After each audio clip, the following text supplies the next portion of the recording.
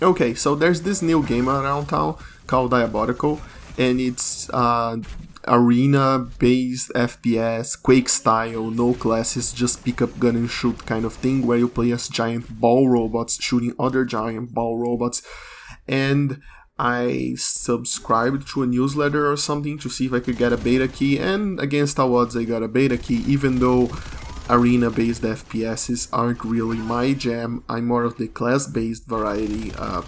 Real favorite one of mine is Team Fortress 2, at least that's the classic one I played, and I never played Quake in my life, so I can't guarantee that I'm going to pass a good judgment on this game, since it's very, very hardcore to hardcore arena FPS players, strafe jumping, shooting things, and no class-based advantages or disadvantages at all. But since I got a key, I might as well try.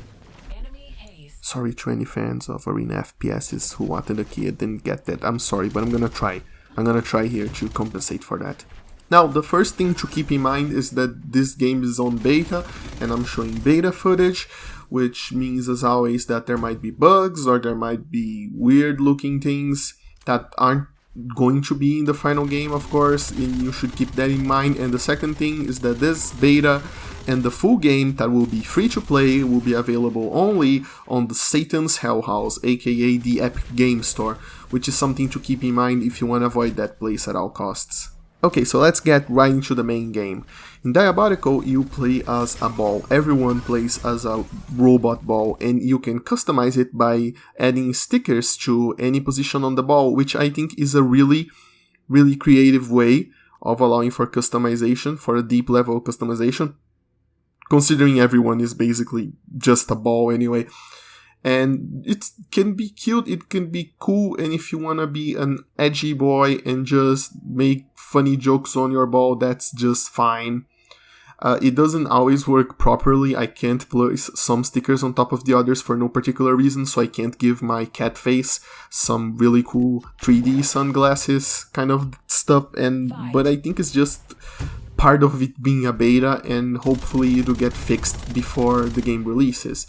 Aside from the main ball characters, which, by the way, are ostensibly, I can't find a source, so take this with a grain of salt, but ostensibly they're all balls, so that it can be the same size and shape, where no matter how you look at them, no matter if you're under them, if you're over them, or whatever, so they can be a stable, precise, that's not the word I'm looking for. So they basically can be the same type of target, no matter how you look at them, to add to this competitive edge viewpoint that they're going with this game, which is pretty cool, I guess. I don't understand much about arena FPSs, as I said before, but having a target that is the same shape and size whenever I'm pointing at it, it's actually kind of add consistency. That's the word I'm looking for, consistency. So anyway, aside from those little facts, there's also the game's main aesthetic, which is very cartoony, which is very bright, cel-shaded kind of look, which I approve of, honestly. Every time I think about or look about, hey, we are reviving classic FPSs, it's all dark and green. Like, just take a look at Quake Champions, because Quake and Doom and Wolfenstein not, but all those kind of classic games, Blood, Heretic, I think, were all kind of dark styled, so everything has to be dark styled, and I welcome our bright, cartoony FPS multiplayer future overlords, really.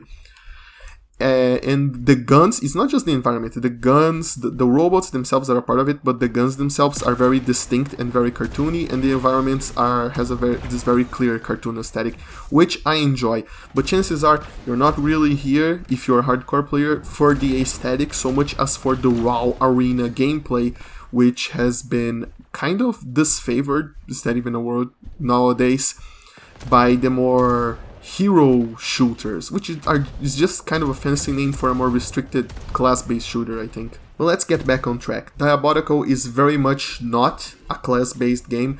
Everyone has access to the same weapons, and it depends on the game modes. Depending on the game mode, you can either begin with a limited quantity of ammo for all of the weapons, or you can begin with a random weapon and then you can walk around and get more shield, more health, or other weapons, but basically every single robot has access to every single weapon, has possible access to every single weapon at any point in time, with no advantages or disadvantages in moves or special abilities or anything like that. Everyone is on a very level playing field. And that's basically it. You just go around and you shoot other robots, and you are on the most level possible field that you can be for that particular game mode. And it's fun.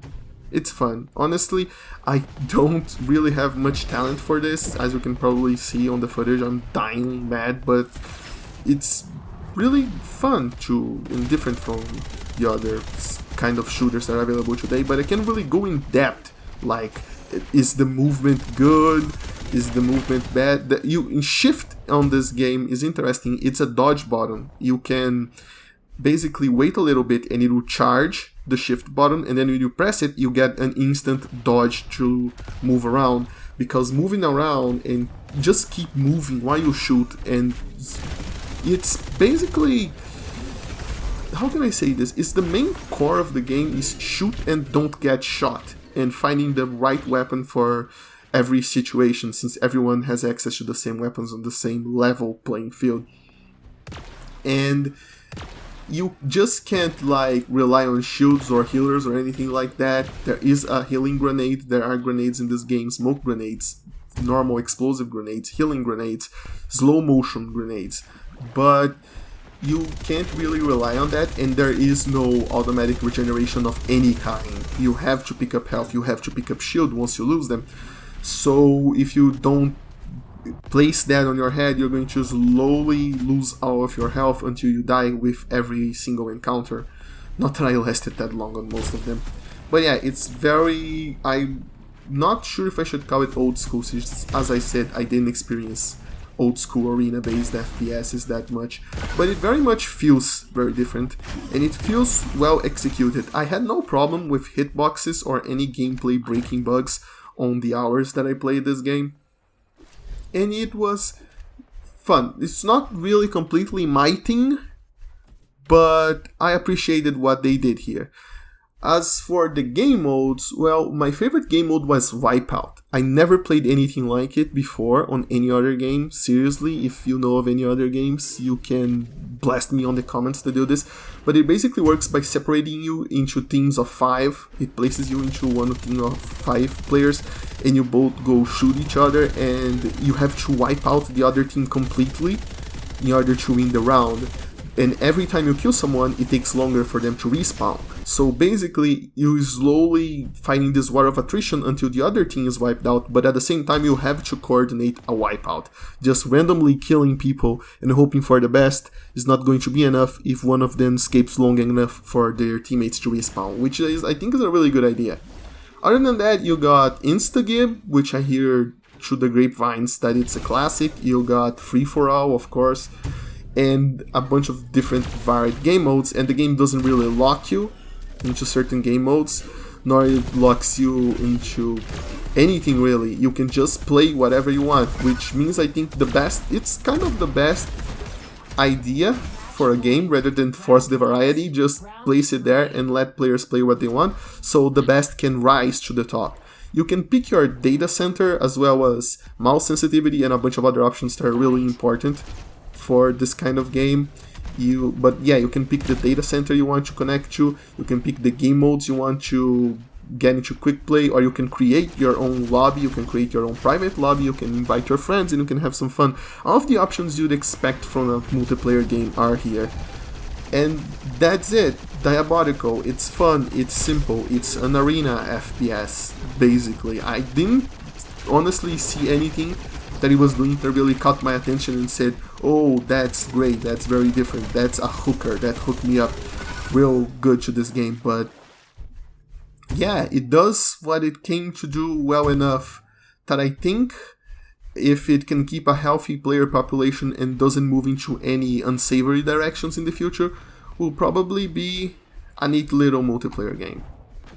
Thanks for listening to this completely uneducated opinion on this topic that I have no idea what I'm talking about to the very end.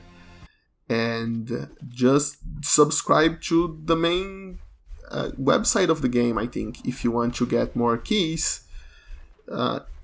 Not more keys, a key, in case you didn't get. But I think this is going to go free to play soon enough, so yeah, that might not be a worry at all. Okay, bye.